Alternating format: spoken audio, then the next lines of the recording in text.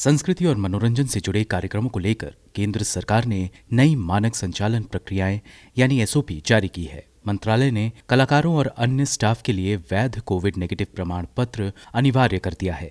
कार्यक्रमों में सिर्फ उन्हीं को शामिल होने की अनुमति दी जाएगी जिनके मोबाइल में आरोग्य सेतु ऐप होगा और वो भी ग्रीन होगा। इनमें कलाकार और दर्शक दोनों ही शामिल होंगे और कार्यक्रम में शामिल होने वाले प्रत्येक व्यक्ति को मास्क पहनना जरूरी होगा। साथ ही कार्यक्रम में सभी के लिए 2 गज की दूरी जरूरी होगी और दर्शकों के लिए केवल 50% सीटों पर ही बैठने की अनुमति होगी। संस्कृति मंत्रालय ने कहा है कि कोरोना के कंटेनमेंट जोन में सांस्कृतिक कार्यक्रमों पर रोक जारी रहेगी। आयोजकों की जिम्मेदारी होगी कि वो सरकार की ओर से जारी गाइडलाइंस का पालन सुनिश्चित कराए। यदि आयोजन खुली जगह में हो रहा है तो वहां शारीरिक दूरी बनानी होगी। किसी हॉल में आयोजन होने की दशा में क्षमता का 50% ही लोगों को शामिल होने की इजाजत होगी।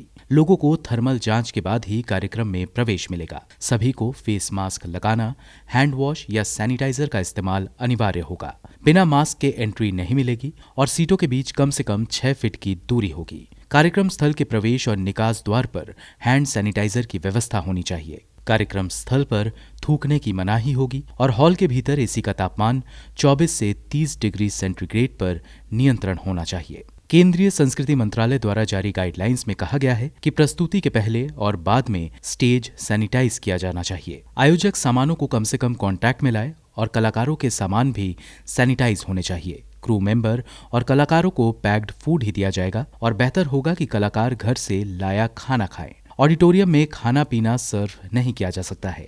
यही नहीं, कैफेटेरिया में भीड़ नहीं होनी चाहिए और वहां बैठे लोगों को शारीरिक दूरी का पालन करना होगा और आयोजन स्थल पर डस्टबिन होना भी अनिवार्य है। ब्यूरो रिपोर्ट, गो न्यूज।